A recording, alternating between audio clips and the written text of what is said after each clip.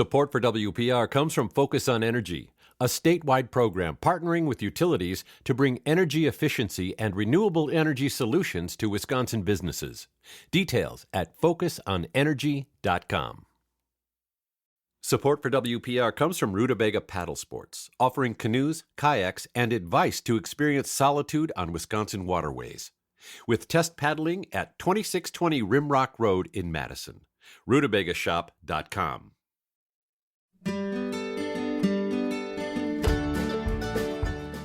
It's another Wildlife Wednesday on the show, and we are going to get an update on what animals to look for and why it's best sometimes to leave them alone. Larry Mueller here and a couple of our regular guests for you. Jamie Knack, one of them. Jamie is an Extension Senior Wildlife Outreach Specialist. Jamie, good to see you. Nice to see you too, Larry. And with us, he's not personally with us. He normally is. David Drake. David's a UW Extension Wildlife Specialist and Professor. And David, welcome to have you back as well. Thanks for joining in from your long-distance area. Yes, thank you, Larry. I'm in Atlanta, Georgia at my favorite conference I attend, which is the International Urban Wildlife Conference. Just got done giving a talk, so it's nice to catch up with you and Jamie and the listeners. Yeah, as we listen to these two talk, I hope you'll join the conversation with your questions or comments. Maybe you've got a wildlife photo Jamie can take a look at because she's right here in the studio. The number to call, 800-642-1234, 1-800-642-1234, or you could email us to talk@wpr.org with your question or maybe your wildlife photo.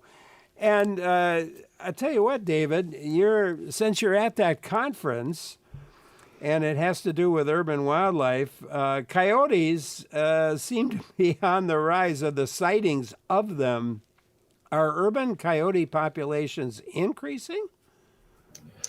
That is a good question, Larry. I don't know that they're increasing, but they certainly seem to be more visible lately, and especially here in Madison. As you know, we've talked about a project that we've got going on here, the UW Urban Canine Project in Madison. And I know we've got more reports of coyotes being seen during the day. They are raising pups right now, so they're a little bit more active and a little bit more defensive and territorial than they would be other times of the year. Thankfully, we have not received reports about coyote aggression toward people or dogs, so that's a good thing. But we just want to make sure people are aware that right now coyotes are raising their pups, and if you know of an active den in an area, whether it be urban or not, or out in the country, give them space. Certainly don't bring your dog around that area because that dog will likely trigger a more aggressive response from a coyote than if you don't have a dog nearby.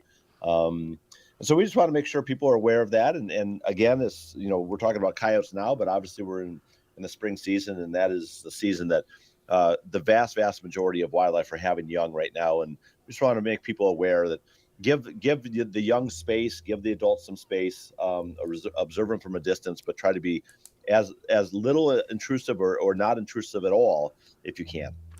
And as I understand it, you're looking for roadkill coyotes, raccoons, skunks, and opossums. Yeah, that's right. And most people don't want much to do with them. Why are you looking for them? I know. We are with some colleagues in our department, Dr. Wendy Turner, who's with the U.S. Geological Survey Cooperative Unit, one of her research scientists, Marie Gilbertson, and a veterinarian on campus, Dr. Julia Neighbor.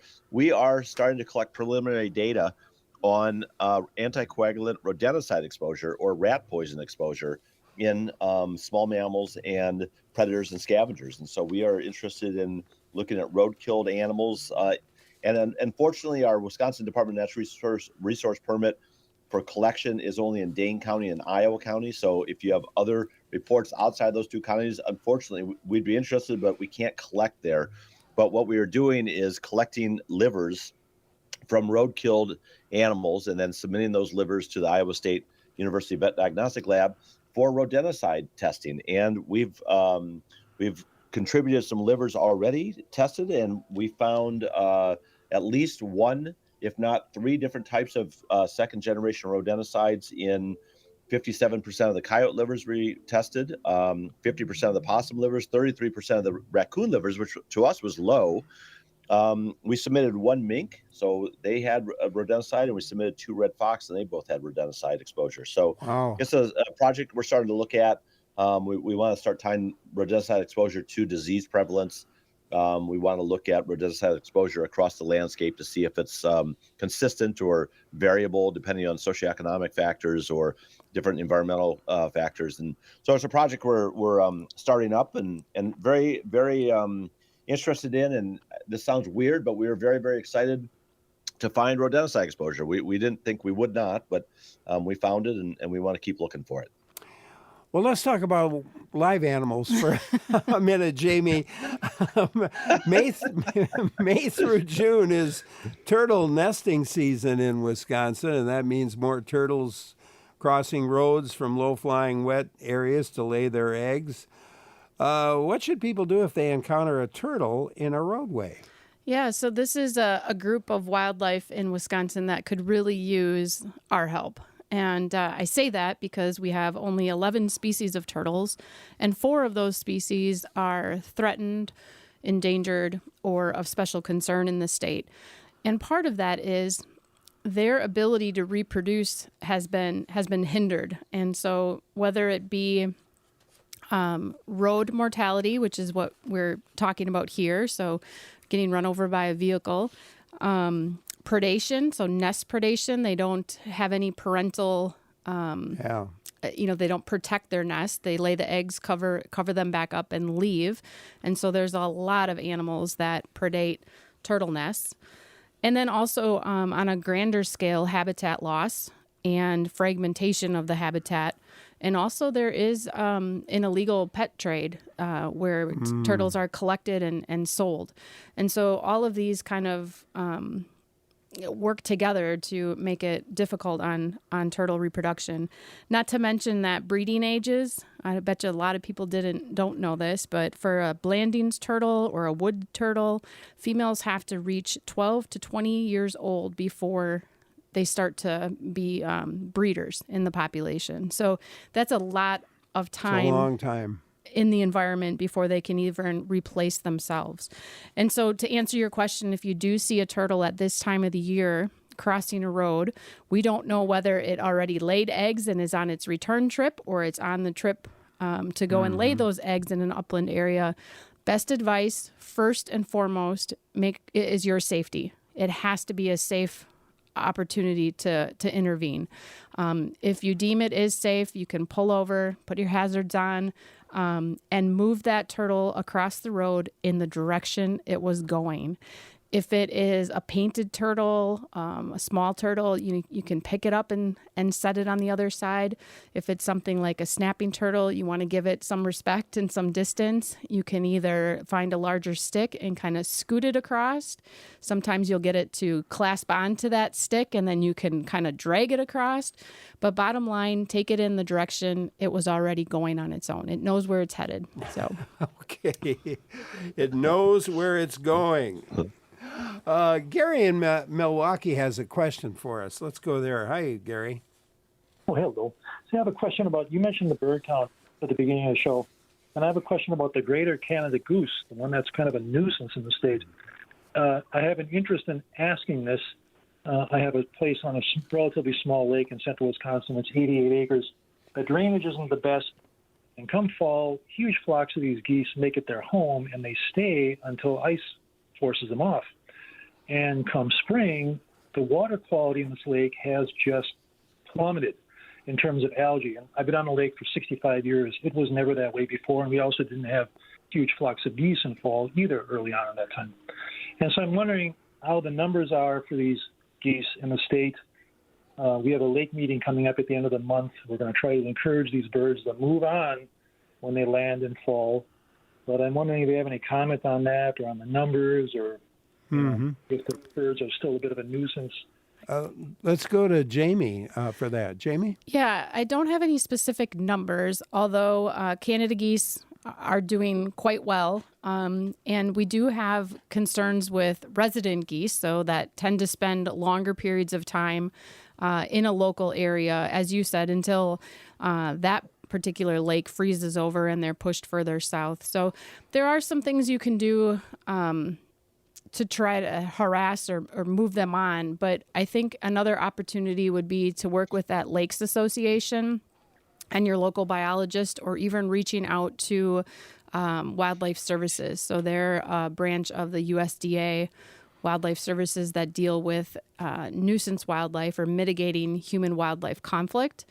And they may have some suggestions from a lake owner's perspective, collaboratively, how you might handle that.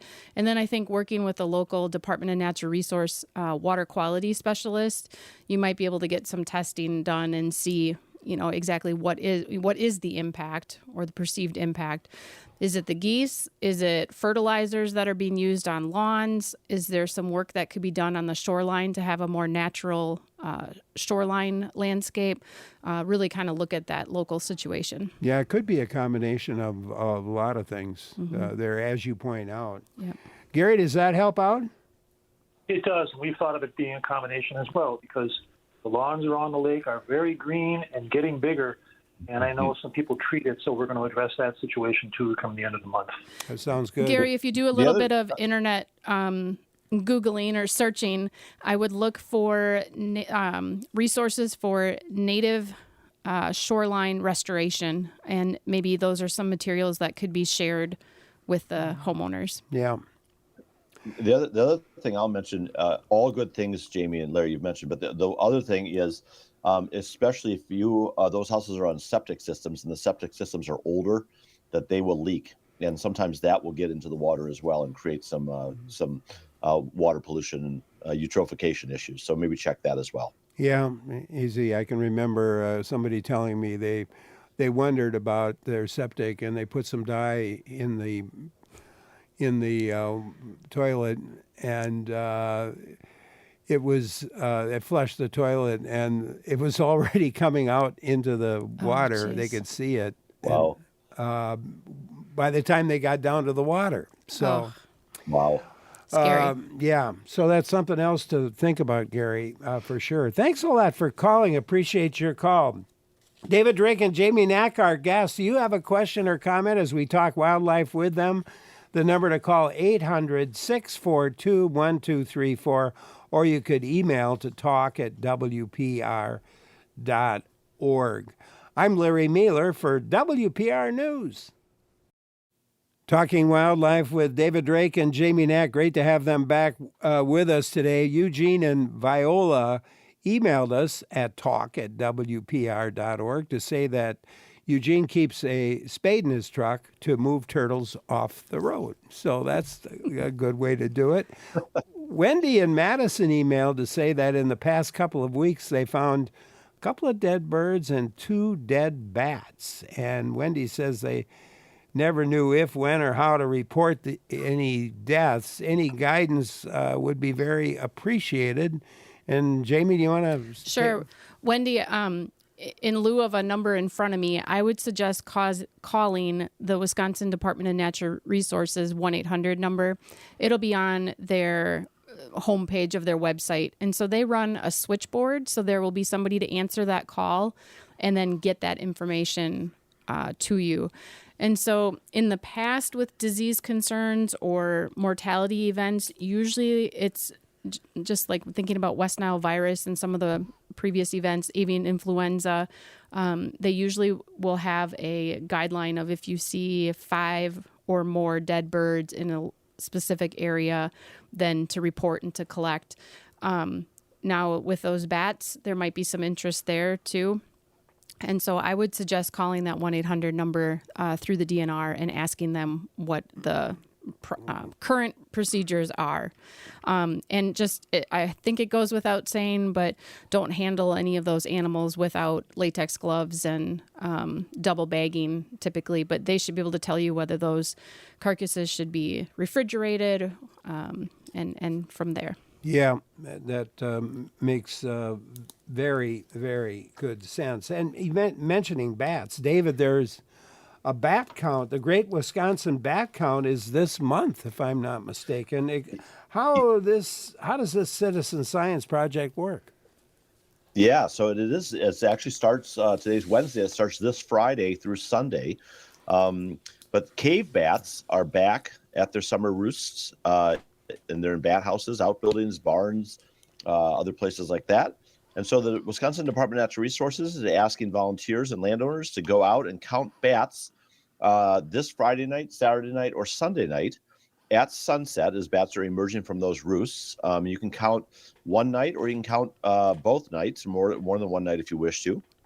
And then they would like you to count again July 18th through the 20th, so roughly 5 weeks later. And this helps the DNR gauge bat population trends in the summer. So that early count, the count that will be this weekend, is known as prevolency count. And so it means that it will occur before the newborn bat pups have started flying. So that the bats are having the young now. That second count, July 18th through the 20th, is post-volency, and it's after the bats have started flying. So it gives the Wisconsin Department of Natural Resources a sense about what does reproduction look like for this year, because obviously that later count in July, the more bats you see would be an indication of the amount of reproduction that's going on this summer. And so here's what the Wisconsin Department of Natural Resources would like you to do if you're willing to do this. And I know that all of us would suggest that you do this because it's very helpful for the bats. It's a super cool, fun thing to do as a family with kids, things like that. But find a spot where you think or know that bats roost, be it a house or a building or a bat box, and then go out. You can only count. Well, you only need to count one night if you want, but the more nights you count, the better in each of the pre and post volency. So around sunset, you'd go out, and you're going to count the number of bats that you see emerging as they are coming out of that roost. And in addition to counting bats, what they would like you to do is provide information on the roost site. So where's the site located? What type of a roost is it a bat box? Is it an attic that are coming out from behind perhaps your shutters in the front of your house? Weather conditions at the time of the count. And then counts generally take 20 to 30 minutes for each night. And you can go to the Wisconsin Bat Program website. So if you just Google Wisconsin Department of Natural Resources Bat Program, you can find a online form where you can submit your counts. But encourage you to do this. It is super easy, fun, especially if it's a nice evening out. Grab a bottle of wine and your date and go out and have a time of it. Okay. Sounds like a plan to me. And the wonder, I guess, is why do we count them, or what's the value of, and why is a healthy bat population important? Yeah, so those are all good questions. A healthy bat population is important for a whole host of reasons. But number one, obviously, we've talked a lot about this on this program, and your listeners probably have heard this other places. But we've got this fungal disease called white nose syndrome that is attacking cave bats, or the bats that are hibernating over the winter here in Wisconsin. Those bat populations are declining pretty precipitously. And with that decline, there was a really cool study that was published a couple years ago where they looked at white nose syndrome as it spread across the country. And as white nose syndrome started to attack the bat populations and they saw a decline in the bat populations, they were also seeing in those areas an increase in the amount of pesticides that farmers were having to apply to their crops. And in those areas where they saw an increase in pesticide due to the decline in bat populations, they were also seeing an increase, not a great increase, but it was an increase nonetheless, in the infant mortality. So bats are a natural controller of pesticide or insects. They're pollinator species in some parts of the world. They are a native species that adds to our biodiversity. A lot of people enjoy seeing them. So those are all reasons why to keep them around. And there's not a lot known about bats. So we don't know much about the demographics of bats in terms of what percentage of the young actually enter adulthood each year, or what the mortality rate is, or how long they live necessarily, because there's a lot of things that will kill bats. We talked about the fungal disease, but predators, wind turbines, and a whole host of other things like that. So there's not a lot known about bats. The more that it can be found out, the more data that can be collected, the more management that can occur to sustain the conservation of bats, not only in our state, but also throughout the country and worldwide.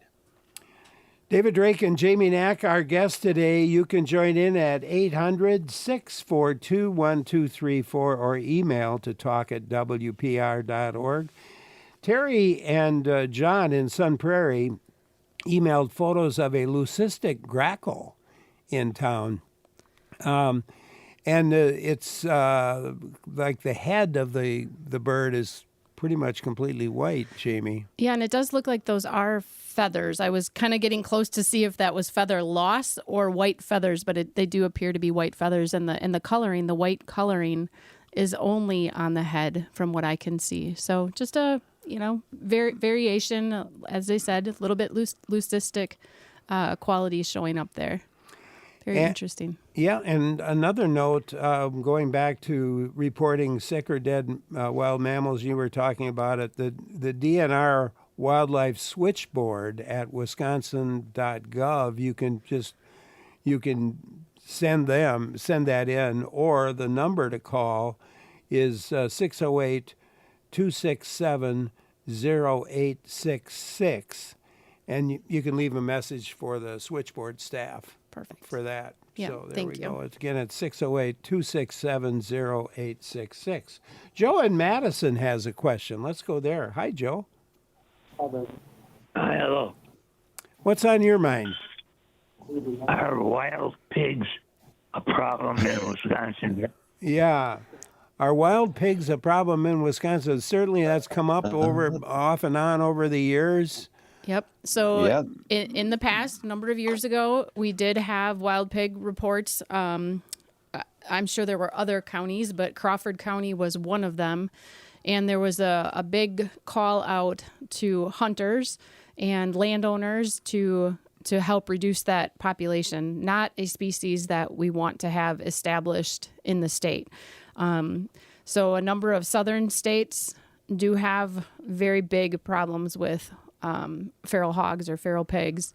They don't just graze vegetation, but they root around. So they disturb the soil to get at the roots and just completely wreak havoc on the habitat.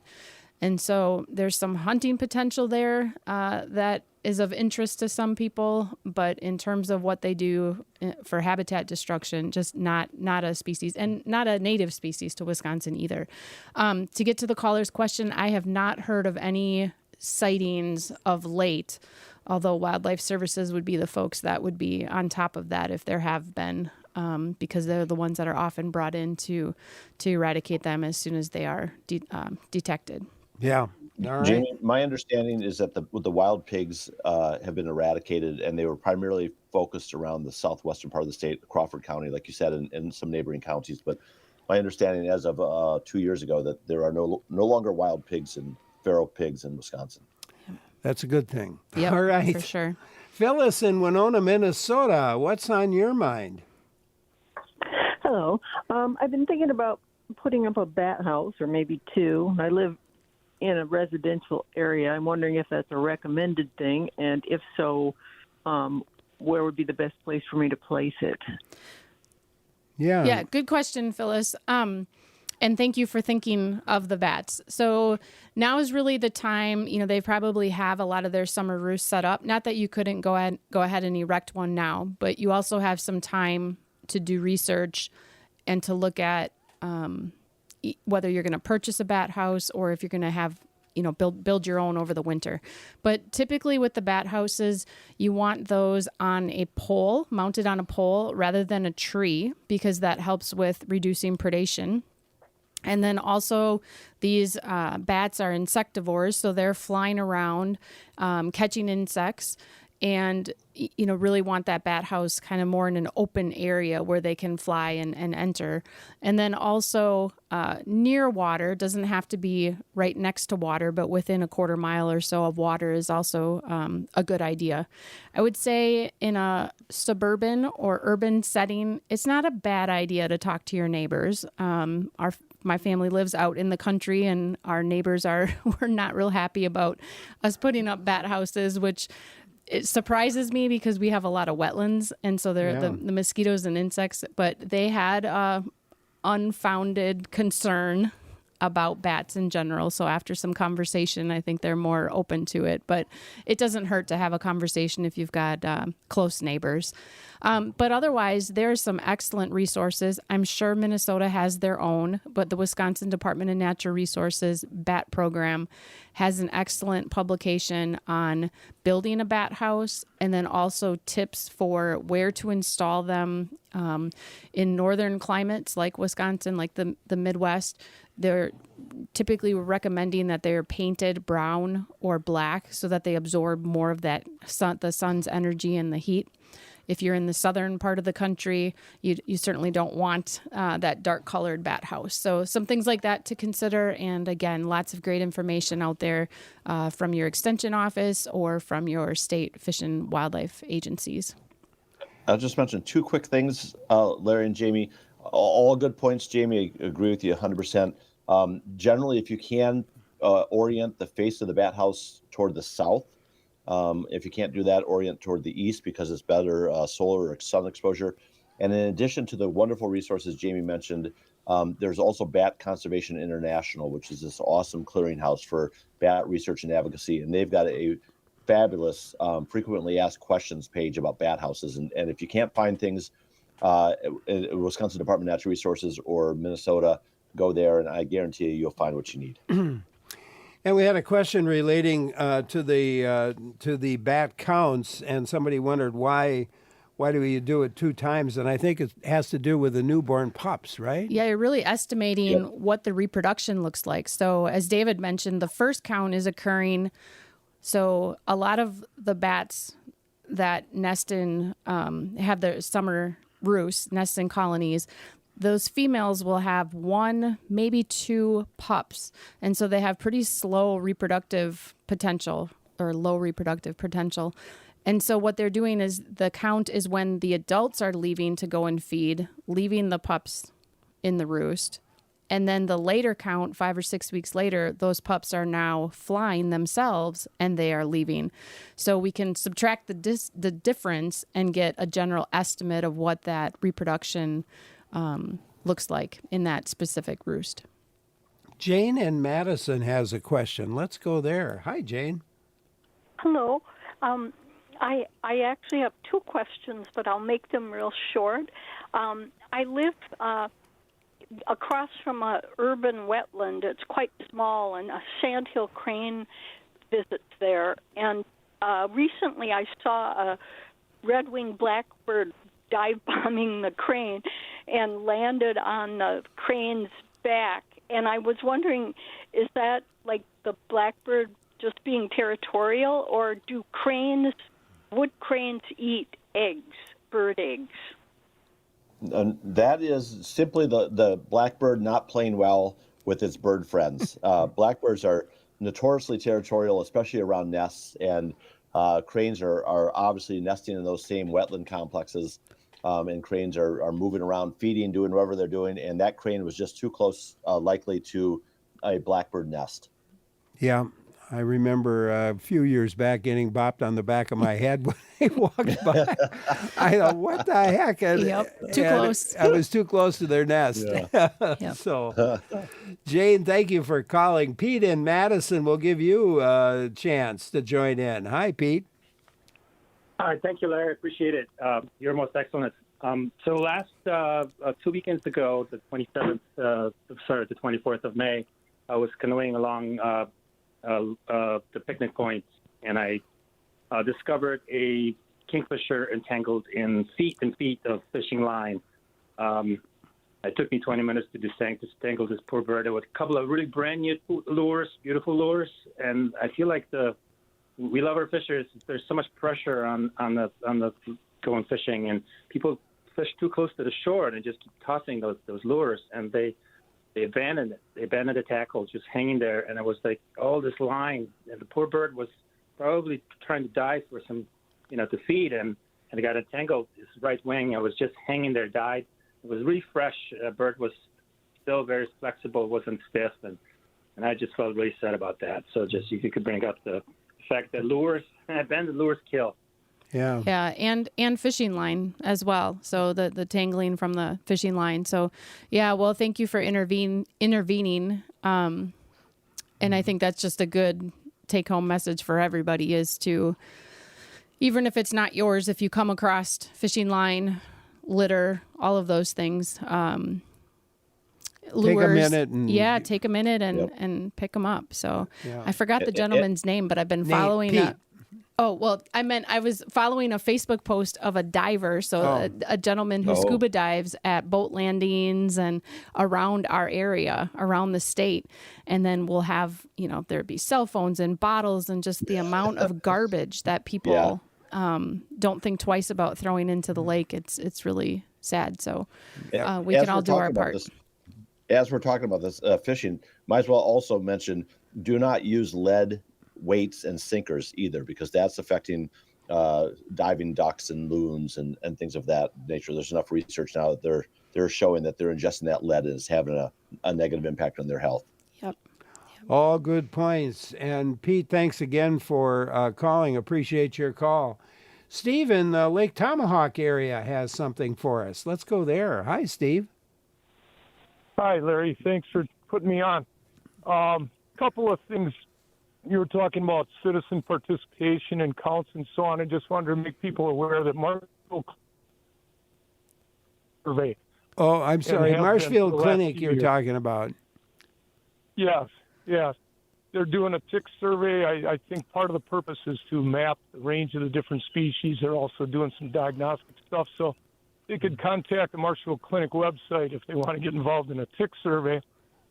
And the other thing was somebody mentioned geese and pollution in lakes. I know we keep our shore pretty deep, thick grass, fairly natural, in fact, very natural. And we see a lot of the geese attracted to the more humanized shorelines, as I think one of your experts commented on. And I'd like to just verify that they don't seem to want to come to shore. They don't seem to occupy the shore.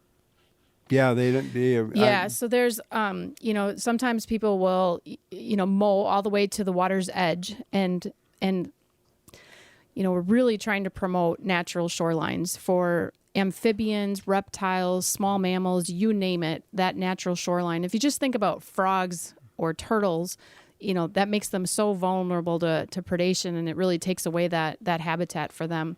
But from Canada geese standpoint, they generally are entering the lawn from the water. And with having longer vegetation, they're less likely to kind of walk through that to come into that green grass. And so the more of that backyard or lawn that's approaching the water's edge that you can have in a natural setting, I think the less likely you'll have geese choosing your lawn to loaf for the day. Yeah, I was thinking about we had a lake home on Lake Monona, and there we had tall grass, and the neighbor did too, but not the neighbor beyond, and that's where all the geese went, to the other neighbor. Yep. I saw 15 or 20 Canada geese on that lawn, and I thought, boy, I'm glad I'm not going to have to mow that lawn. Yes. Yep. So, as Steve, thanks very much, and also for the information on the Marshfield Clinic tick survey. Yes. Something to think about there as well. Owen in Cornucopia emailed a photo they took of a fisher in their area. Owen is curious if fishers pose any danger to people. He was in the Cornucopia area, and he's got a pretty good photo of a fisher. Yeah, I'll jump in on this one. But so fishers were native to Wisconsin and then extirpated, so kind of wiped out, depleted, not extinct, but no longer in our state during European settlement. And then the Department of Natural Resources started reintroducing fisher as a native species, like in the 70s, through a couple of reintroductions. And now fisher have responded really well to that, and we find them in the northern and central forests of the state. But also, it's not uncommon to have sightings in the southwest part of the state as well. And so what I would say to that is it's still pretty rare to see a fisher. The ones that I have seen, it is just a little glimpse of them, maybe running up a fallen tree. and just bounding through the forest, but they don't stick around very long. And I'd consider yourself lucky to see them, and personally would not be concerned about them being aggressive or anything like that. I think just being able to see one in Wisconsin would be a really cool occurrence. I got to watch one for about a half an hour Oh, during deer season yeah. one year, and it was really a lot of fun to watch them, how they move and everything, and eat and everything else. Yeah, and if it knew you were there, I'm sure it would be gone. It was up in a tree at the time. Yeah. So you can join in too, by the way. Open lines get you on pretty quickly here. The number to call is 800-642-1234, 1-800-642-1234, or you could email us. The email address, talk@wpr.org. That's talk@wpr.org. David Drake and Jamie Knack are wildlife specialists with us today. I'm Larry Mueller for WPR News.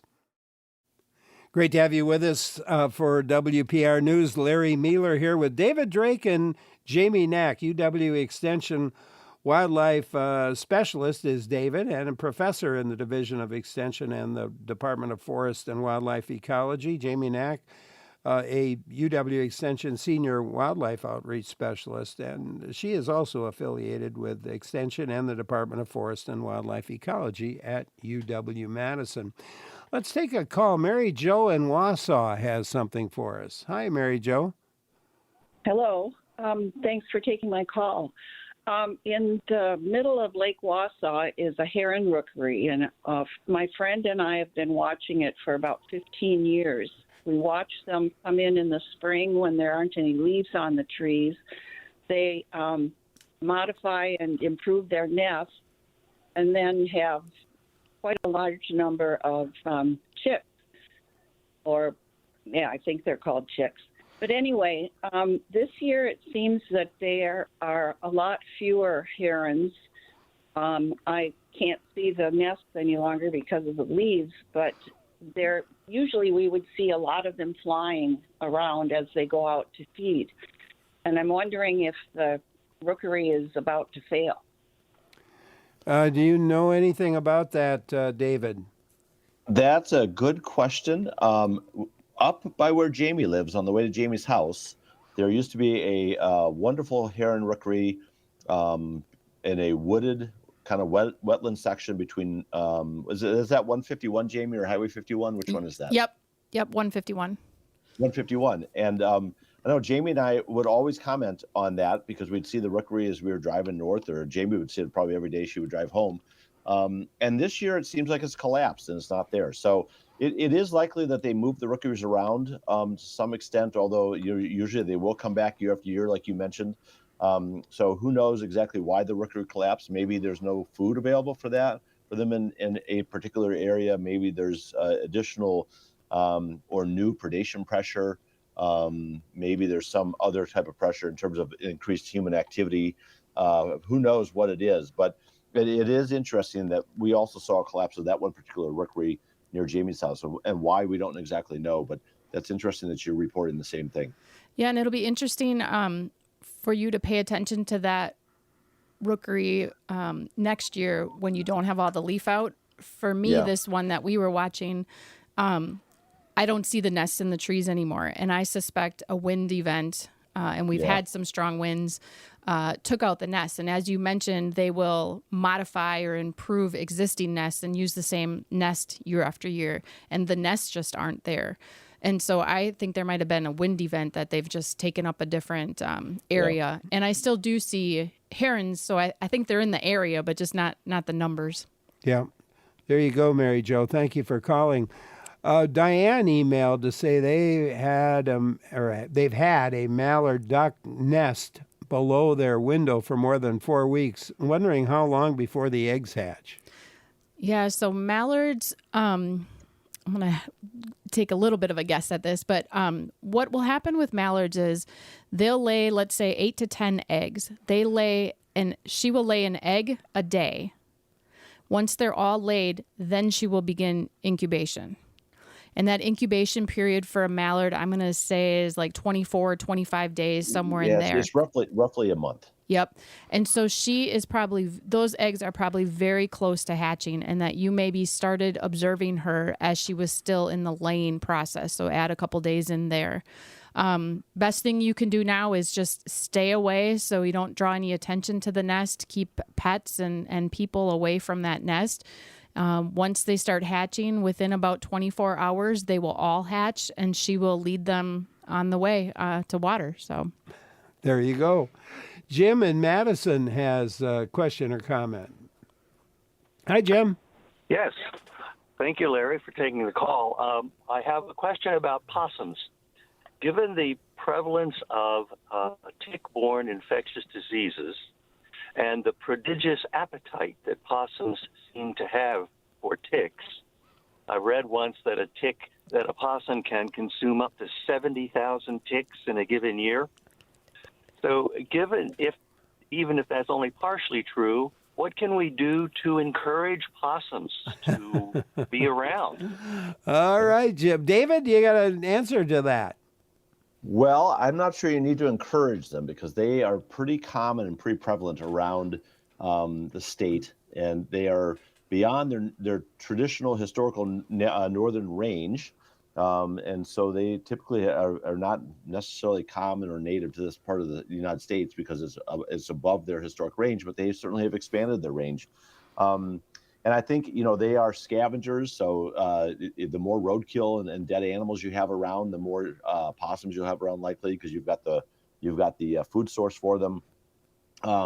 It is possible that in certain areas, if you have an extreme cold weather event in the wintertime, that maybe a possum or the possum population may get knocked down a bit because they'll die of hypothermia.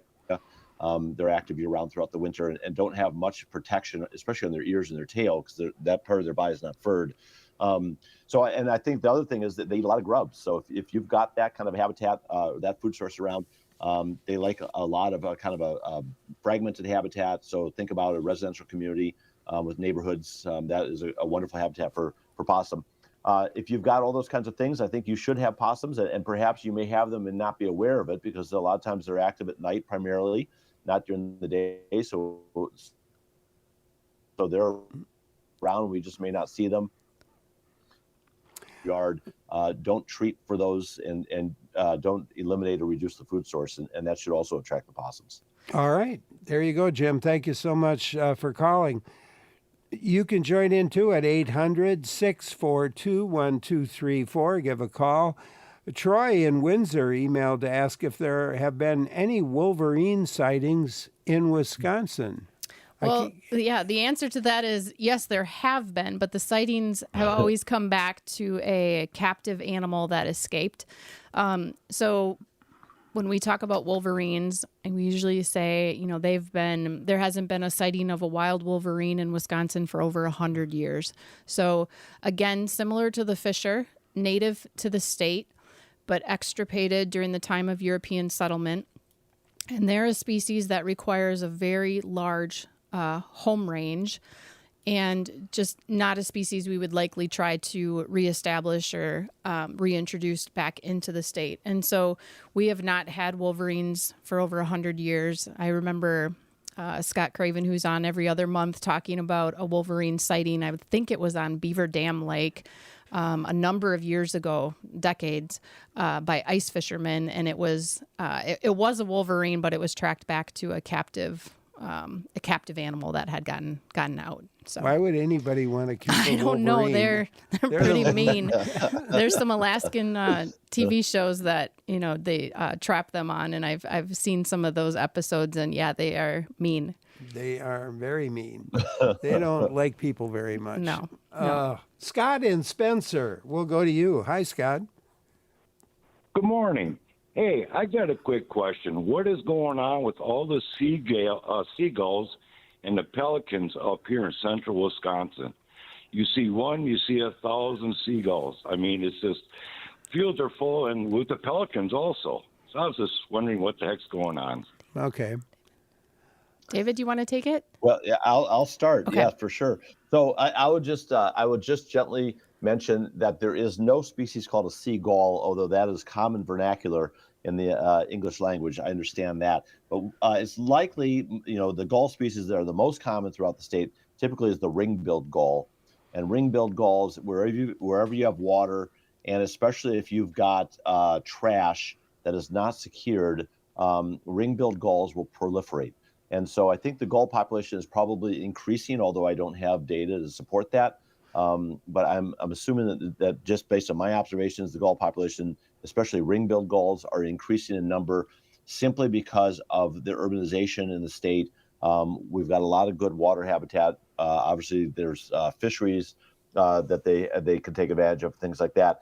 And white pelicans as well are kind of a success story in terms of being recovered as a population. White pelicans were decreasing in numbers pretty heavily and have come back pretty nice, to the point where, as you mentioned, some people are starting to get a little bit alarmed, especially if you fish, as to all the white pelicans that are in the state. And I think what you're seeing in the central part of the state is the white pelican population is growing, and it's just expanding throughout other parts of the state where perhaps it hasn't been in recent years. Deb in Trempealeau County emailed to say that feral cats are not part of nature, as are the feral pigs that were mentioned earlier. I'm wondering what can we do about the increasing number of feral cats who kill hundreds of wild native birds and other animals? So, Deb, this is always a tough topic, and you're 100% correct in terms of likening it to feral pigs. But cat owners are a pretty powerful group and pretty protected of their right, what they believe are the rights of their cats, right? So homeowners, to the point where I think that a lot of wildlife biologists really look at this, or at least the way I look at this question, is more in terms of cat ownership. And so I think about it in terms of if you kind of care about that cat, its livelihood, its lifespan is going to be much greater if that cat is kept indoors. So I think outdoor cats have half the lifespan of indoor cats. If you think about the disease risks, the injury risks, whether that be from human-caused mortality from roads or from predators, it's a much healthier situation. So if you buy into cats being domestic animals and pet ownership, I think that there's a lot that we can do from that standpoint in keeping them safe and indoors. Certainly, there's a lot of research out there with cameras that cats wear around their neck, with what their activities are and what the number of small mammals and bird-related mortality looks like. So, again, we would look at that as a human-caused mortality, similar to window collisions or window strikes for birds, and something that we can certainly rally around and sure. improve. Yeah, for sure. Tom in Ellison Bay has something for us. Hi, Tom. Good morning, Larry. I was in Ellison Bay this week and saw two loons on the bay, and wonder if they would stay there through the summer because there's a lot of boats and stuff, or what? Are they on their way somewhere else? And then the other question was, I posted a picture of these two loons on Facebook, and a friend in Connecticut said she wished they had loons in Connecticut. Would they have loons in Connecticut? All right. I'll take a gander at this. So I'm not sure how far south the summer range of loons is in Wisconsin, but certainly I would think up in northern Wisconsin, there are loons up there. And I'm thinking about Lake Tomahawk, which is a area up by Kemp Natural Resource Station that Jamie and I spend time at over the course of the summer for a variety of programs. And Lake Tomahawk is a pretty busy lake in terms of boat traffic and things like that. My mom lives on a lake in central Minnesota, Gull Lake, which has nesting loons on it and loon families on it. And that is an extremely busy boat traffic lake in the summer. So I think that loons can adapt to that. There have been some studies in other areas of the country where they've demonstrated that human activity in terms of boat traffic and things like that will drive loons off of lakes. So I think it depends on probably those individual loons and in that particular lake. And I know loons are up in New Hampshire, Maine, Vermont, areas like that. But I do believe that Connecticut is probably a little bit south where they would maybe see them as they fly through to migrate north or south, but they're probably not nesting on those lakes in Connecticut during the summertime. Thanks very much for that question. Appreciate it very much. David Drake and Jamie Knack, our guests today, they'll be with us right up until 12:30. At 12:30, our Wisconsin DNR new secretary, Karen Hyun, will be with us to answer your questions as well. We'll take a quick look at the news, and then we will be back with David and Jamie. Thanks for being with us, and stay with us here on WPR News. I'm Larry Mueller.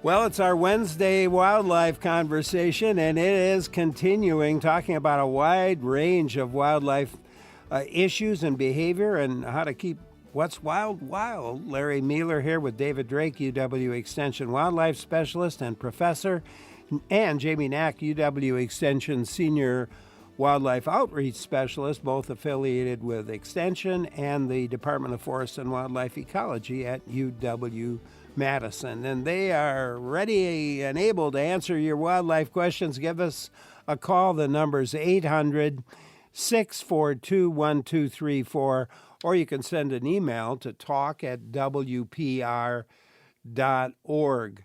Jenny in Verona has a question for us, so let's go there. Hi, Jenny. Hi. I have a duck in my backyard, and the bunny rabbits are having all kinds of babies underneath my deck. Is that a problem? Should I do something about it or just ignore it? Between the duck and the bunnies? It was. Pardon me? It was bunnies under their deck. Yeah, but deck, I think. Yeah. Oh, deck. I got it.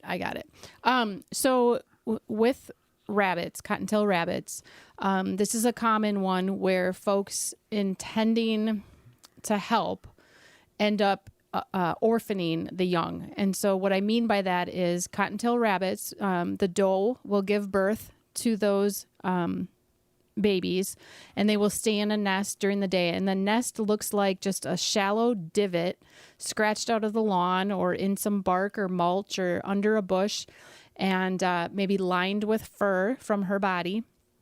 And then during the day, that doe rabbit will be off somewhere else. She will only visit that nest a couple of times throughout the day, often at dusk and in the morning, and she'll nurse those young rabbits. Those rabbits have really large stomachs, so they can hold a large quantity of her milk, and so she doesn't have to be near them. And so one thing we do when people come across a nest full of bunnies, whether they're gardening or whatever they might be doing in the lawn, or maybe a dog indicates that there's a nest there, is to go ahead and back off and just observe from a distance. What you can do if you're not sure if that adult rabbit is coming back to the nest is take some small twigs and make a pattern of them, crisscrossing them over the top of those young, and then check the next day. And when you come back, if she's been nursing them, she will have moved all of that fur and those sticks off to the side so they can nurse, and then she'll cover them back up, but that pattern won't be in place anymore. And so that's a good way to see that they're still being taken care of before you scoop them up. But once those babies start leaving the nest, their eyes are open and they're moving and hopping around on their own, they are completely fine. You can just leave them be and enjoy watching them. So Okay, I think it's in your not a problem. situation, everything seems very normal, what you're describing. All right, Jenny, there you go. Thank you so much for calling. And Lori in Tomahawk, it's your turn. Hi, Lori. Yes, I'm calling about the great blue heron rookeries, and they used to be very, very common and numerous around the Tomahawk area, Lincoln County, Oneida, Vilas County. I spend a lot of time out in the woods, and all of them have been abandoned. It's also very rare to see a great blue heron compared to the old days, and this is all coincidental with the cranes reoccupying the area, as well as the fisher reintroduction, and a lot of other small mammals have also completely disappeared or much reduced in numbers up here. Yeah, I'm not sure we can draw a cause and effect relationship with herons and increase in fishers and things like that, but it does sound like perhaps there's something to be looked at relative to heron rookeries and see what the heron numbers. Oh, you're breaking up a little like. bit. Let's let certainly checking in with your. Yeah. Yep. Well, I'll just chime in, Lori, too. So there are a number of bird-related surveys. So the Breeding Bird Survey, backyard bird counts that help also monitor trends in bird populations. And we could do some looking into that Breeding Bird Survey data and see if there's any trend information related to great blue herons. But my point is there is a lot of work and survey work being done that I think we would start to hear about that being of concern. And I haven't heard anything at this point, but also it's very likely that for a variety of reasons, they relocated that roost. And so you might talk with others in your area. They may have some ideas on where that new location might be. And I was thinking about southern Wisconsin, the Madison area. I often see great blues. We had one fishing off our pier commonly. Yep. There was a sort of a bluegill bedding area there next to the pier, which made for fun fishing with my daughter when she was quite young. But that heron was there, and I see them now around southern Wisconsin. I mean, and through the summer. Yep. Yeah. So there you go, Lori. But it's also I recognize her concern for sure. Absolutely. Yeah. Absolutely. Yep. Joe in Medford just called to comment that a lot of cities now have trail cameras and post photos showing so much wildlife in metro areas. And in fact, you look around, there's a lot of wildlife in urban areas. No doubt about it. Ken emailed to ask if you have any information about the mice problem at Rock Island State Park. I haven't heard anything, but... I remember seeing something brief about maybe some closures to facilities to deal with some infestation. Does that sound familiar? And it's been a while ago. Again, best source of information there is just to look on the Department of Natural Resources website and see if it is currently open. So just doing a search for that park name. And you could also call that switchboard number that Larry mentioned at the beginning of the show. The grape jelly issue. Yeah, this one's interesting, and I just thought it was worth bringing it up. So I'm speaking on some press that was given to some hummingbirds that have been being brought into a wildlife rehabilitator in central Wisconsin in Antigo, the Raptor Education Group. And they had put out some press releases and a Facebook post just letting people know that they were taking in hummingbirds that were covered in grape jelly, some of which did not survive. And it was it was like 3 individuals, but just a cautionary note that maybe we're using grape jelly, a little bit too much, or, also or maybe the raising containers, awareness. The containers that so it gets on their carry it. feet, gets on their feathers, makes it really hard for them. But an interesting comment to that. So you can certainly continue to use, if you're trying to feed orioles or gray catbirds and other birds that are responding to grape jelly, you can still go back to the oranges. Reduce the amount of grape jelly that you're putting out there. Just be mindful of the birds coming into your feeders, taking a look at them. I'm sure nobody wants to have that happen to a hummingbird, so we all, can appreciate the concern there. The other comment was that orioles are early migrants and later migrants, and hummingbirds are kind of in between. And so for folks that are feeding grape jelly for that high boost of energy, you could feed the grape jelly early in the season and then stop once the hummingbirds arrive and continue with the slices of orange and the orange halves and so on, and then pick it up again after the hummingbirds leave and the orioles are still there. You could add some more grape jelly if you're concerned about helping them during migration, giving them that boost of energy. So just something for us to be mindful of. And when we do feed birds, again, it's mostly for our own personal benefit. The birds don't necessarily rely completely on the food at feeders, but with feeding birds comes a responsibility for us to keep those feeders clean and change that hummingbird nectar, clean up spilled moldy seed, things like that. So just a FYI. Yeah, for sure. Mark in Madison called and couldn't stay with us. Mark said he's seeing a lot of low-flying birds in the morning. They're flying just above the curb height. He sees them while he's driving and doesn't understand why they don't fly higher. David, there's probably a good explanation for that.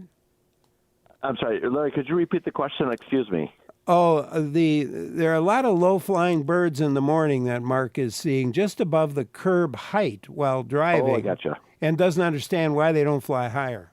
Yeah, that's a good question. And it probably depends on the bird. So I know robins, for example, will do that where they're flying close to the ground, and they're probably just doing short hops from maybe one side of the road to the next side of the road and don't want to expend any more energy than necessary. So the higher they fly, the more energy they have to expend. And if they're doing just a short hop, there's no necessity in flying high when you can just go straight across the road and just maybe raise your flight elevation by 6 inches to get across that curb into the next yard. So it probably is dependent on the species of bird and exactly what they're doing behaviorally. Ken emailed to say their daughter lives in Jackson, Wisconsin, and reported an abundance of raccoons in the community. The raccoons are trapped and then moved out to a marsh outside of town, but they become a problem by attacking chickens and killing them. Yeah, this raises a couple of, comments for me. So certainly urban wildlife, dealing with some of these nuisance wildlife, you can reduce that by eliminating food sources. Most of the time it's a food source that's bringing them in. So in this case, it could be chickens, right? So having a very fortified chicken coop is very helpful. You may need to keep those chickens in the coop 24 hours a day, or at least get them locked in before dusk and so on. And then also, if you have garbage, you're feeding pets outside. If you're feeding birds and there's spilled seed or access to grape jelly or fruits and things like that, those are all attractants that you might want to think about scaling back on and encouraging your neighbors to as well. The couple concerns with trapping and relocating animals in Wisconsin, you do have to have permission of the landowner to release those animals. So you can trap them on your property, but releasing them is an issue if you don't have permission. So you can't just take them down to the state property or county park unless you have permission. Or if you have a private landowner who's got acreage and is willing to have that raccoons on their more raccoons on their property, you can do it then. And part of that is we're concerned about the humaneness of moving animals around, but also disease concerns and things like that. And then just one other note, we talked about keeping wildlife wild, and something that comes along with that is also being aware that this is baby animal season. And so now is not the best time to be trapping adults and either euthanizing them or relocating them, because you could be orphaning those young.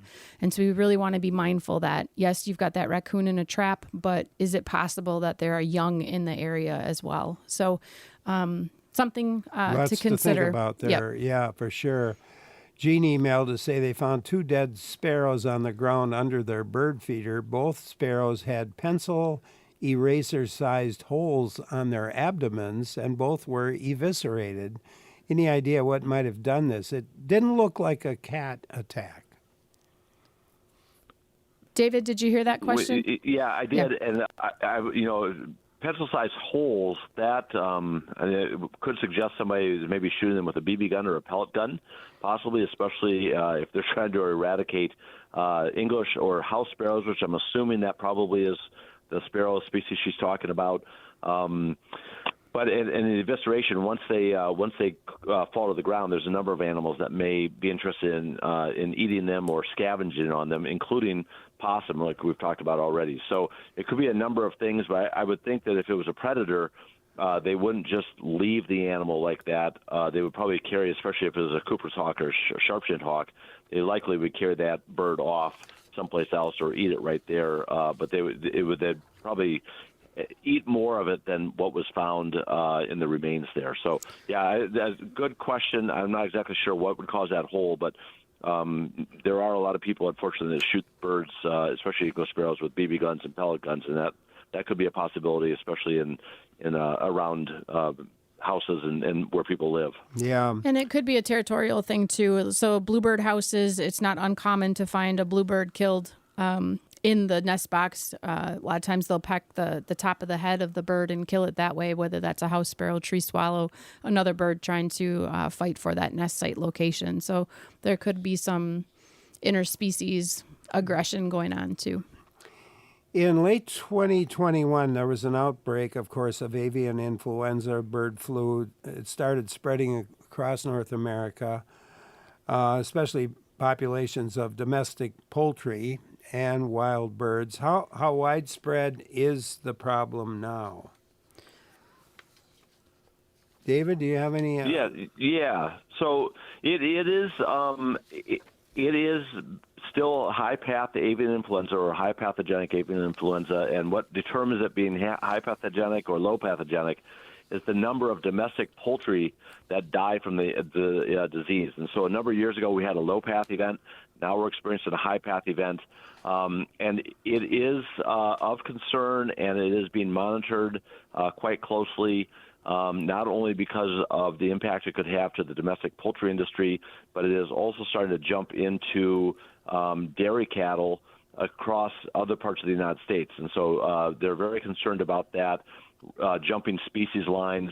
From a wildlife standpoint, it can affect waterfowl in particular and raptors in particular, but there is a really good information through the Center for Disease Control, for example, and if you go to the U.S. Geological Survey National Wildlife Health Center, you can also find information, but they are keeping track of the species of wild birds that are being impacted, and although it is primarily raptors and waterfowl, there are increasing numbers of songbirds that are now starting to get impacted as well. Not that you need to be concerned about it, but if you are seeing avian influenza in your area, you should probably take your bird feeders down so we don't concentrate it and don't spread it in that particular area. But people are watching it very closely and are putting, especially on domestic farms, putting biocontrol into place as quickly as they can.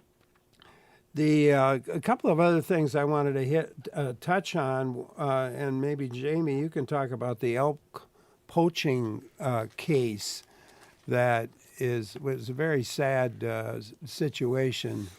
Yeah, so I just saw there was another round of press releases that the Department of Natural Resources issued. So they are still looking for tips and information on an illegal elk shooting.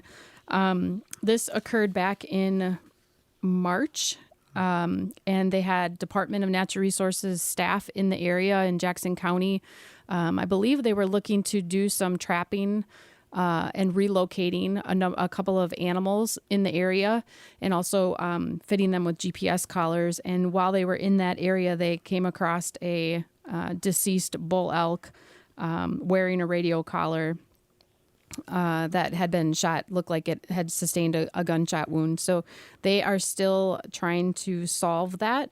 They have added, there's been a couple of groups that have added are offering a reward for information. So the Rocky Mountain Elk Foundation, who's invested lots and lots of financial resources for the elk reintroduction in Wisconsin, both in Clam Lake and in the Jackson County area.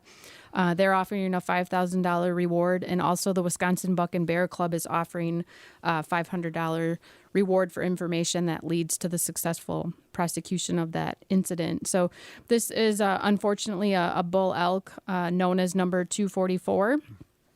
And they do have it documented on trail cameras. It was a fairly commonly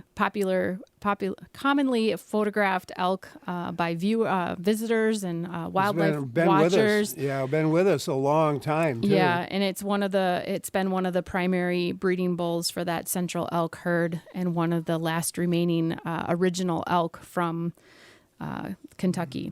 So if you do have information, you can remain anonymous, and there is both a Jackson County Crime Stoppers webpage that you can report, or through the DNR's confidential violation hotline. That number is 1-800-847-9367. And another point I wanted to bring up had to do with deer feeders and this spread of CWD, and we'll be probably talking with CWD a little bit with our Secretary of the Natural Resources, Karen Hyun, but that's not a good thing to have. Yeah. Go ahead, David. Yeah, there was a really interesting study that was just released through the Journal of Wildlife Management, where they looked at deer feeding from food plots, feeding stations, and I forgot the other type of deer feeder they were doing, but they essentially said when you're putting out piles of bait onto the landscape, that is attracting and concentrating deer, as we know it does from baiting, but it also is increasing risky behavior in terms of spreading CWD prions across deer. And so there's an increased chance for CWD to spread at those bait stations relative to food plots and things like that. They also fenced out some bait stations so deer couldn't get to them, but raccoons could. And what they found is that raccoons, although raccoons are not susceptible to chronic wasting disease, raccoons will come to those bait piles, and they are picking up the prion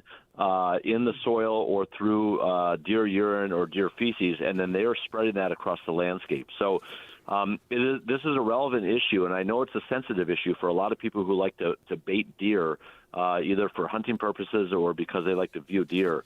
But baiting is very, very detrimental to deer health, especially in areas of chronic wasting disease. And as the news was released earlier this year, that chronic wasting disease is actually starting to drive down the deer population in the state of Wisconsin now. That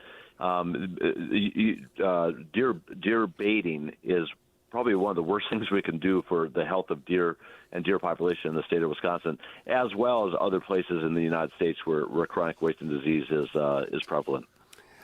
Let's finish on a high note here. we got a fun weekend ahead of us. The 13th annual Free Fun Weekend for state parks.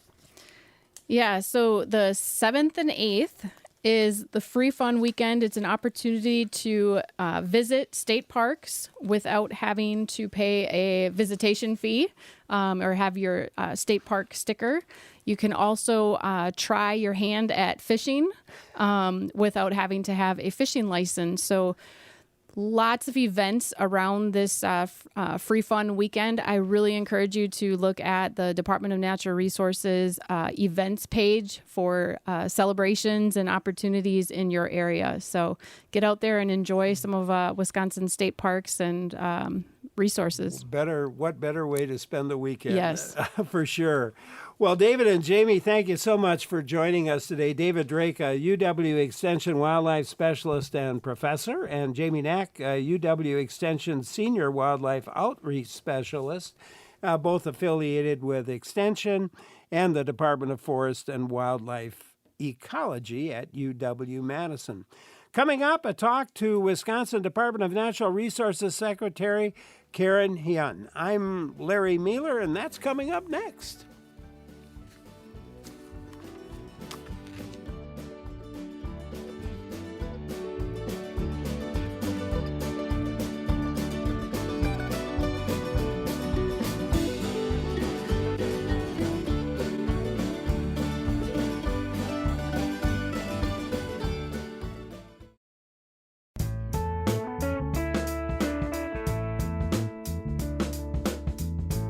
Great to have you listening in on WPR News. Larry Mueller here. The Wisconsin Department of Natural Resources is responsible for a lot. The agency's mission is to manage and protect our state's wildlife, our parks, and outdoor recreation opportunities. And the DNR Secretary is the person seeing to all of that, and we're talking to her today for the first time, Karen Hyun, the new DNR Secretary. She was appointed in December of 2024 to the position by Governor Evers.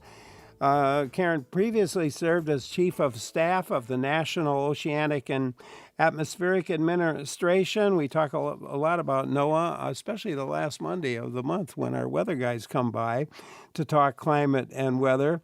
But she also worked for the National Audubon Society as Director of Water and Coastal Policy. She comes with some really wonderful credentials here. And as we get to know her, I hope you'll join in the conversation. Do you hunt or fish or visit our state parks? What questions do you have for our DNR Secretary? Give us a call. The number's 800-642-1234 or send an email to talk@wpr.org. Karen Hyun, welcome. Thanks for joining us today. Thanks for having me, Larry. So here you are, about 5 months in. What have those first months been like? Thanks for the question. Yeah, they've been great. The DNR has an amazing mission, as you mentioned, which is to provide clean air and water to the public here in Wisconsin and provide a lot of outdoor recreation opportunities. So it's a really wonderful mission to be working on. We have about 2,500 full-time employees that are really dedicated to that mission and really trying to do their best to provide a clean environment and great recreation opportunities for the public. Well, you were Chief of Staff at NOAA. How did that job prepare you for your job here with the DNR? Yeah. Well, NOAA is the biggest part of the Department of Commerce in the U.S. government. It's about a $6 billion agency that provides environmental intelligence. So NOAA basically takes data about what is happening on the planet from satellites or radar or planes or stream level gauges, et cetera, takes all those observations and is able to tell you what's happening on the planet today and also predict into the future, whether it's your weather forecast tomorrow or a seasonal prediction like drought or a climate prediction out into the future. So being able to manage a large staff of 12,000 employees with a large budget, I think really prepares me to be able to run an agency like the DNR.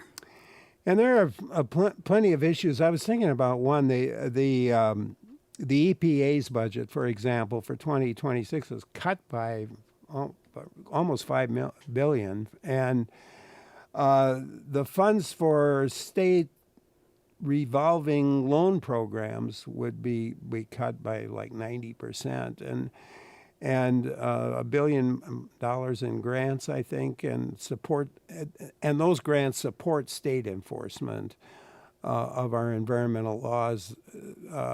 That would be eliminated. If those cuts remain, what would that mean for the DNR's programs? I'm wondering that help finance our water projects and control air and water quality and clean up contaminated sites. Yeah, that's a really concerning question for the DNR. Obviously, we work in partnership with the EPA. They're a really important partner in terms of providing science and technical assistance and funding that funds both our work and our staff, especially in the implementation of the Clean Water Act and the Clean Air Act, in addition to some other federal statutes.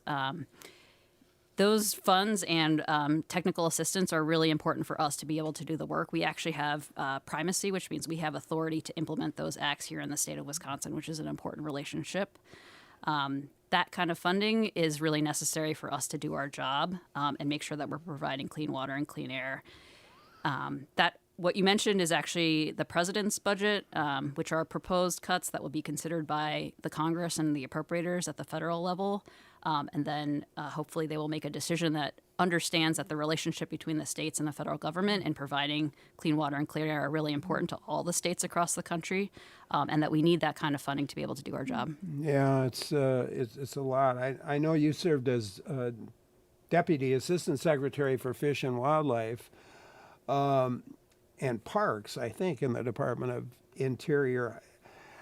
How do you make use of at the state level of what you know and the knowledge you've gained of federal wildlife and parks management? Yeah, that's a great question. When I worked at the Department of Interior, I was the Deputy Assistant Secretary for Fish, Wildlife, and Parks, which basically oversees the National Park Service and the Fish and Wildlife Service. It was a really cool time to be there. It was the centennial of the National Park Service, just like it's the 125th anniversary of the state park system here.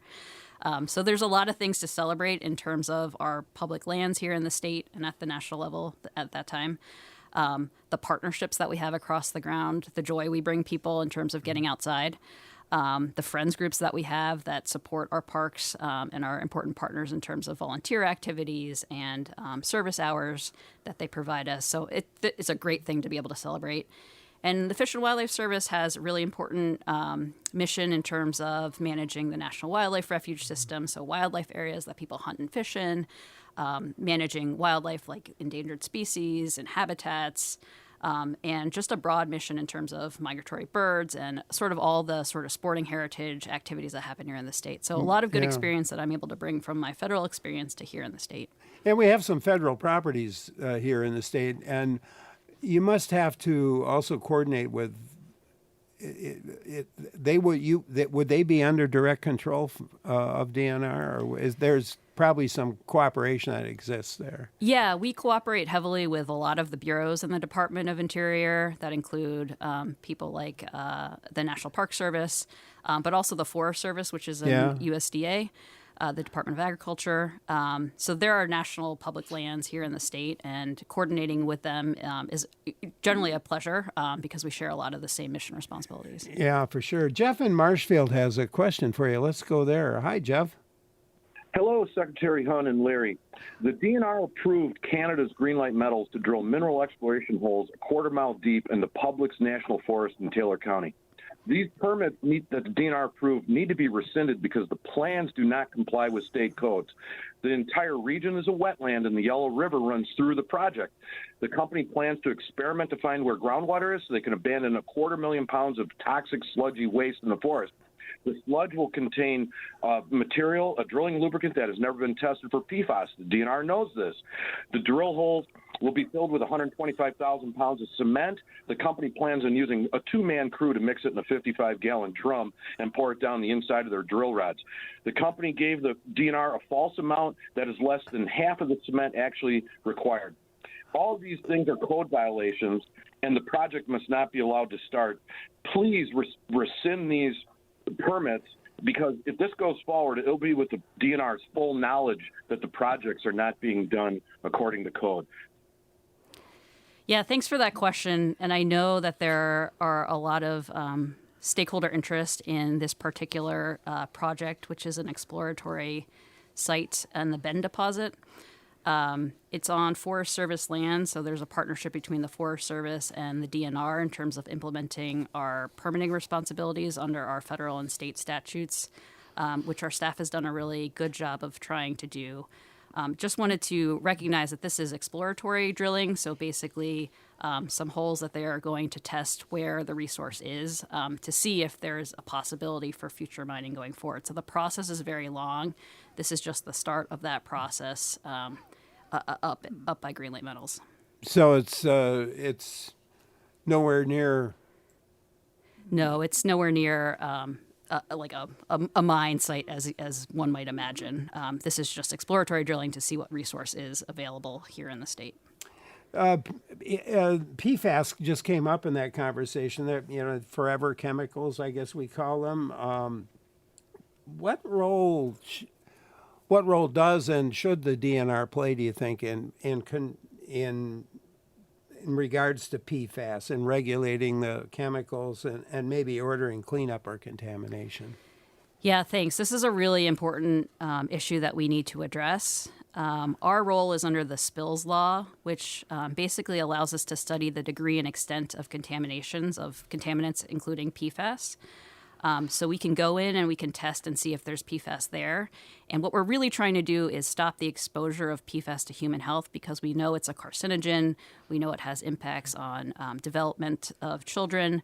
And so we want to make sure that the PFAS that might be found in sites doesn't get into the drinking water. And then so when you turn on your tap, it's clean. I was able sort of earlier in my time here to travel to different communities across Wisconsin with the governor. We went to Marinette and Maine Elementary School outside of Wausau and Campbell. And it is a real problem here in the state where there are places that have been contaminated. Communities cannot turn on their drinking water, and the DNR helps pay for Culligan water to be delivered to them so that they can have clean drinking water. And those communities really want to work to try to dig a new well, treat their well, get connected to a municipal system. There's lots of different solutions many of them are expensive. And the DNR is trying to fund some of those projects in order for them to be able to turn on their tap. But our role is really to make sure that we understand where the contamination is and where the exposure is and try to stop that to protect people and their health. That's the role, and that's a mighty big role, too. Yeah, it's a big responsibility, but it's important that we do it. I'm wondering about the legislature. You have to work with the lawmakers, and sometimes in the past it's been pretty contentious, as you, I'm sure, understand. How are you working to develop a relationship with our state legislators? Yeah, thanks. It's one of the primary groups of people that I wanted to meet with were the legislatures. So I've met with almost all of the senators in the state legislature and definitely some of the leadership on the assembly side as I make my way through, really just trying to get them to know me and for me to get to know them and understand what their priorities are. I happened to land here in the cycle of the budget, the governor's budget being proposed. So there are some priorities that we're working on with the governor's budget, including PFAS and Knowles-Nelson, and fee increases across the board, among other things, and really having a communication and a conversation about why those things are important and where there's room that maybe we'd be able to move forward on some of those important programs. Yeah, you are subject to confirmation by the Senate, of course, and you're not confirmed yet, but hopefully you will be confirmed. And someone else was wondering, does that limit the fact that you haven't been confirmed yet? Does that limit what you can do as the DNR secretary, your normal duties? I still have the authority of the authority as a secretary to execute on our mission and the state laws that the legislature puts in place. And as I see my job is really to just do the best that I can to fulfill our mission, which is really to provide clean air and water and outdoor recreation opportunities to people in the state. I'm going to do the best that I can, and I'm going to work with our staff to do that. We are talking today with the new secretary of the Wisconsin DNR, Karen Hyun. And if you'd like to join in, I hope you will. The number is 800-642-1234, or you could email to talk@wpr.org. I'm Larry Mealer for WPR News. Great to have you with us for WPR News. Larry Mealer here as we talk with our new secretary of the Wisconsin DNR, Karen Hyun. And I hope you'll join in. Again, the number is 800-642-1234, or you can email to talk@wpr.org. Eric in Oneida County has a question for you. Let's go there. Hi, Eric. Hey, Larry. Thanks for taking my call. Wonderful show. I did have a comment on mining and then a question on PFAS. On the gentleman who spoke earlier, I think was very accurate with some of his concerns in Taylor County, and I never understood why every time you question the location of a mine, the answer is always, "Oh, don't worry, that won't happen for at least 10 years." And I mean, at the end of the day, it's about a mine, and that's what that drilling is for. As far as PFAS, being a part of a clean water group in Oneida County, we've had experience with the DNR and their handling of the PFAS contamination in the town of Stella. It's a terrible instance that town is dealing with. It's the highest concentration of PFAS anywhere in the state. I can tell you with our personal contact with the DNR. They've been nothing but professional. They've done a phenomenal job. I have no qualms about their knowledge and their willingness to help these people. The question becomes the financing that's been blocked for going on 2 years now from the legislature. So I'd like I'd like to welcome our new DNR to the state, DNR director to the state. But the DNR's hands are kind of tied without that funding. And what is the plan going forward? Yeah. So, well, what do you plan to do about that, Karen? Well, thanks, Eric, for that question. And I'll just double down on the fact that our DNR staff is really professional and well regarded. I hear that through all of my travels throughout the state and with state legislatures. The town of Stella, there is a really bad PFAS contamination issue there. We have done testing there, and we have found high levels of PFAS, and we are providing drinking water, bottled drinking water, to that community. We have been working with the legislature over the past couple cycles here, really trying to unlock funding. The governor has in his budget $145 million proposed to use some of that trust fund money and add some additional money for the things that we need to do to really get to work. That include testing and monitoring, research and science, cleanup in terms of remediation, really those things that we need to do to try to address those issues. These are going to be big problems. One of the first things I was able to do was actually go to a conference called the Environmental Council of the States, which are basically my air and water quality counterparts in all of the other states. PFAS is a widespread problem throughout the country. We are all dealing with it, and we all want to work to try to figure out a way to clean it up. But it is a big problem, and we need to put resources towards the cleanup of those contaminants in order to protect people's health. Thanks very much, Eric, for your comments today. Appreciate it. I want to get an email in. Michael emailed to say the DNR has signs at every boat launch they've seen about aquatic invasive species and what one can do to slow the spread. And Michael's very happy to see this. But in contrast, nearly every Wisconsin water body that Michael has visited has not seen one or more fish consumption advisories or, warning hazards or at least pointing out the hazards. And wondering why are there no signs warning anglers of the fish consumption advisory and wondering how to correct this shortcoming. As far as I'm aware, we do actually put out some fish consumption advisories in places where we have known contamination in those areas. We definitely put them out online. I don't know if we actually put signs up at all the boat launches like we do for aquatic invasive species, which is a more sort of widespread problem that can be preventable if people clean off their gear and clean off their boat and empty their ballast before they're transported to another lake. So it might just be sort of the locality of the problem. But if you go on our website, the fish consumption advisories are located there. John wants to know, do you hunt or fish?